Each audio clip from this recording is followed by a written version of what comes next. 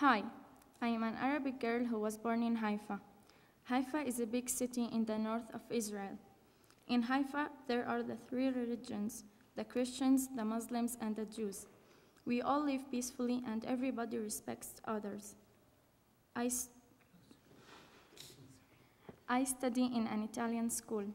It's a Christian school, but we also have Muslims and 3 Jewish girls.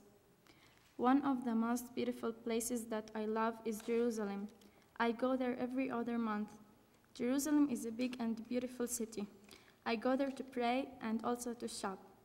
Every time I go, I always hear a voice in my head that says to me to be careful or not to go at all. It's not that I am afraid, but I always hear that voice. I'm not afraid because I always go where the Arabs live, and I don't think that they are going to bomb themselves. So I feel a little bit safer. The church where I go to pray is the church where Sacred Heart of Jesus. When I go to Jerusalem and see the Arabs living with others peacefully, I still have the hope that each day we can live in peace together. I think that Jerusalem is a beautiful city. So I feel sorry that the Palestinians can't go to visit there. I think that the government doesn't have the right to forbid any person to visit the city. I think that Jerusalem is a city that belongs to the Arab people, but if we put all of these thoughts away, like Jerusalem belongs to Arab or to Jews, the two nations can live together. I have heard about the Holocaust a lot, and I also learned about it in school. I know that Hitler killed Jews without reason. In my opinion, he was a crazy man.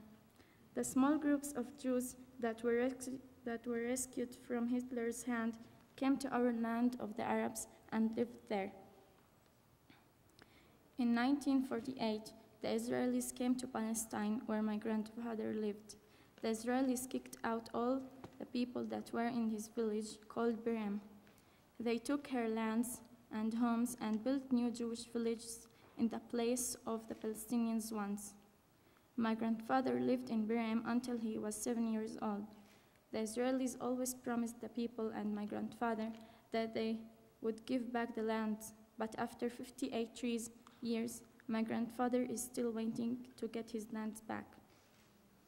The Jews have now become 6 million people living in a country that does not belong to them. I think that the Israeli government and the soldiers are doing to us what Hitler did to them. It's like they are taking revenge.